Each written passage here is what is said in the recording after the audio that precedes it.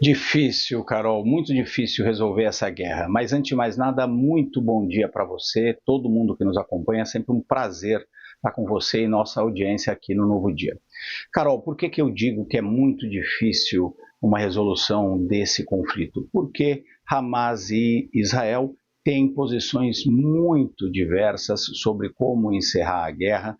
O Hamas chegou a aceitar uma proposta de cessar-fogo feita na semana passada. Agora Israel mudou de posição, não quer mais um cessar-fogo mínimo de 60 dias, quer terminar com a guerra, mas nos termos ditados por Israel, o que inclui a ocupação da cidade de Gaza, uma ocupação militar no território palestino, e isso vai enfrentar as resistências do Hamas e da comunidade internacional, porque neste momento também aumenta muito a pressão internacional contra as políticas do primeiro-ministro Benjamin Netanyahu.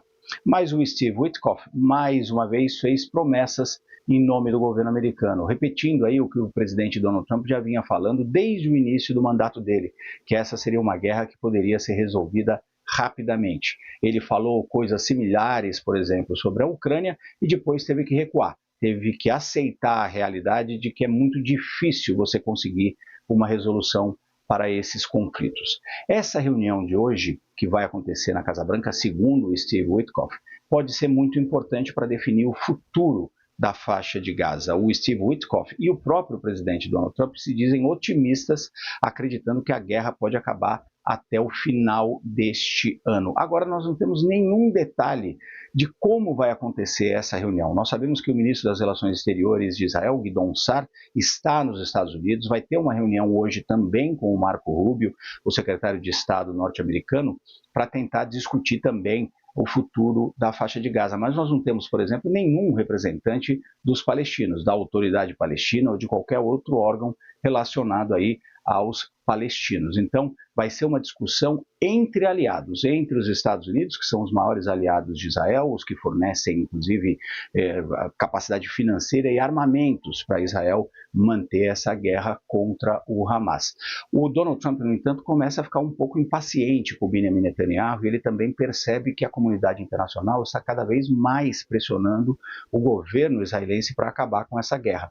No mês que vem, em setembro, na Assembleia Geral da ONU, que vai acontecer em Nova York, muitos países aliados dos dois, tanto dos Estados Unidos como de Israel, vão reconhecer formalmente o Estado da Palestina. Eu estou falando de Canadá, Reino Unido, França, Portugal, Austrália, países que são muito próximos, inclusive, dos esforços israelenses, e vão tentar pressionar o governo israelense para acabar com essa guerra, para garantir situação melhor para os civis em Gaza.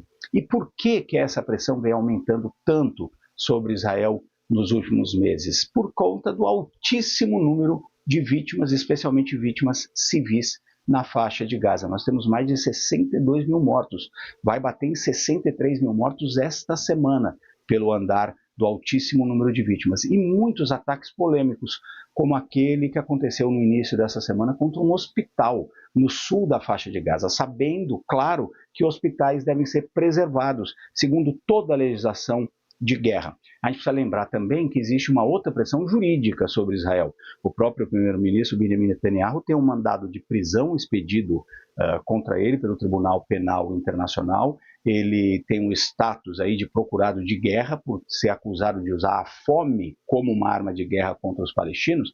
Ele está exatamente na mesma situação do ditador russo Vladimir Putin. Não pode viajar para a maioria dos países, porque senão vai ser preso por crimes, alegados crimes de guerra. Então os Estados Unidos começam a se preocupar com essa situação, querem o fim dessa guerra. Agora o importante é discutir que termos dariam fim a esse conflito. E nós estamos numa situação ainda de um impasse muito grande entre todos. É possível que os Estados Unidos e Israel queiram simplesmente impor a paz decidida por Israel, o que também não vai garantir nem a segurança e nem o fim da violência.